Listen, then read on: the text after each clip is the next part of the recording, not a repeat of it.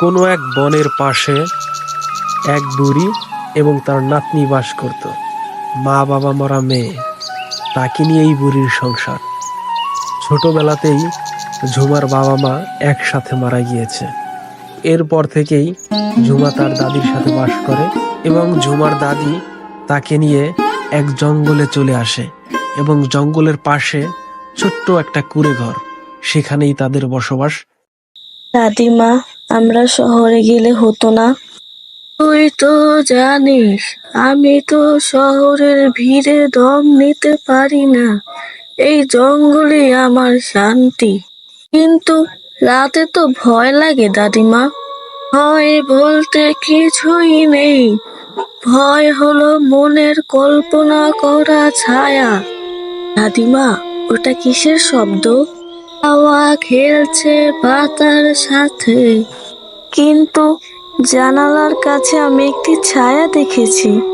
দাদিমা, সত্যি বলছি, কিছু একটা চলাফেরা করলো। চুপ করে থাক, আলো জ্বালাই। কালকে সত্যি কেউ ছিল একজন জানালার পাশে।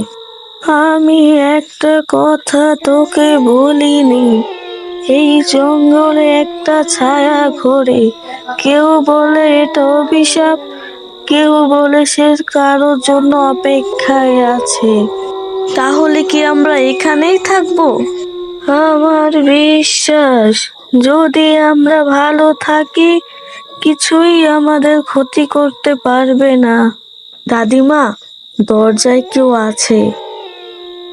বলে তোমরা আমার ঘর দখল করে আছো? এটা আমি কোনোভাবেই মানতে পারি না। এই ঘরটা আমার, একান্তই আমার। আর এই ঘরের প্রথম বাসিন্দা আমি।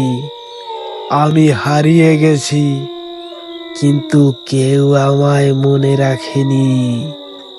তুমি কি এখানে থেকেছো? এটা আমার ঘর ছিল। আমি মারা যাওয়ার পরে কেউ আমার খোঁজ নেয়নি। তোমরা ছাড়াও এখানে অনেকেই বসবাস করেছে। আমি মাঝে মাঝেই এখানে আসি। তোমার নাম কি ছিল? বসন্তলাল। আমি এই মাটির গন্ধে এখনো আটকে আছি। আমরা তোমার ঘরে থেকেছি, কিন্তু তোমার স্মৃতি ভুলিনি। আমরা তোমার নামেই এই ঘর রাখবো, বসন্ত নিকেতন। তোমার কথা শুনে আমি শান্তি পেলাম। কেউ না কেউ তো অবশ্যই আমাকে এখন মনে করবে আমার এই ঘরের নাম দ্বারা। তোমাকে ধন্যবাদ, তবে আমি আর আসবো না।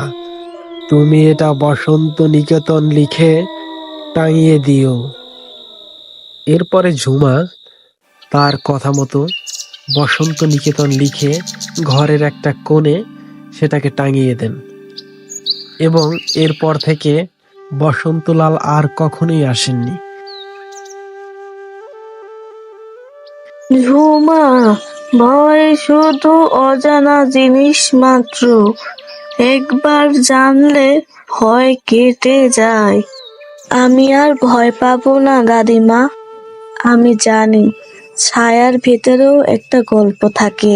এবং সেখানে তারা দুজনে খুব শান্তিতে বসবাস করতে লাগলেন।